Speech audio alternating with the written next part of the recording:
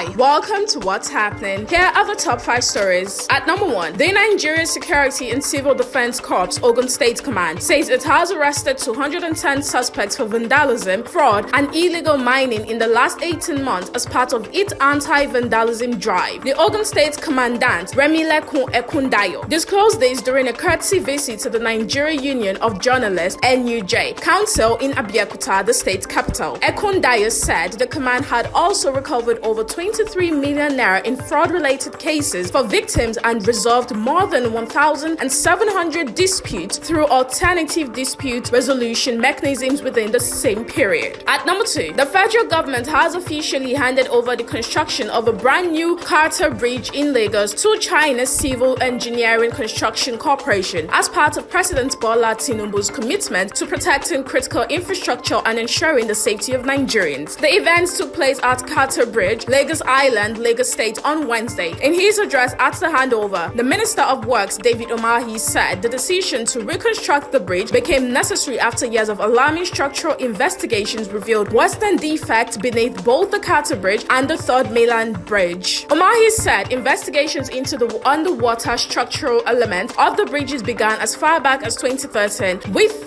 another assessment carried out in 2019. At number 3, activist Aisha Yusufu has left the African Democratic Congress for the Nigeria Democratic Congress, declaring her intention to contest for a senatorial seat in the FCT. Yusufu announced her defection from the ADC in a post on her X handle on Wednesday evening. Her decision came days after Obi, a former presidential candidate of the Labour Party, and Rabiu Kwankwaso, who also vied for the seat under the New Nigeria People's Party in the 2023 poll, joined the NDC. At number 4, US President Donald Trump said Wednesday he believed the deal with Iran was very possible, but threatened to resume his bombardment of the country if negotiations fell apart. Despite the US leader's optimism, Iran has yet to respond to a new US proposal, with its chief negotiator warning that Washington was seeking to force the Islamic Republic's surrender. Positive signs that the foes could return to the table after weeks of deadlock grew after Trump halted a short-lived military operation to reopen the Strait of Hormuz, citing hopes for a deal. At number 5, holders Paris Saint-Germain set up a Champions League final against Arsenal after a 1-1 second-leg draw at Bayern Munich secured a 6-5 aggregate victory on Wednesday. PSG exploded on the counter less than 3 minutes in, and Ballon d'Or winner Ousmane Dembele put Luis Enrique's visitors ahead on the night and 2 goals up in the tie. PSG largely succeeded in subduing Bayern's attacking threat despite Harry Kane's stoppage time goal. On their return to Munich Allianz Arena, the scene of their greatest triumph against Inter Milan in last year's final, PSG once again emphasized their excellence in a competition they've coveted without success for so long. The French giant will be favorites to lift the trophy for a second successive season when they face Premier League leaders Arsenal on May 30th in Budapest. That's all for now. See you next time on What's Happening.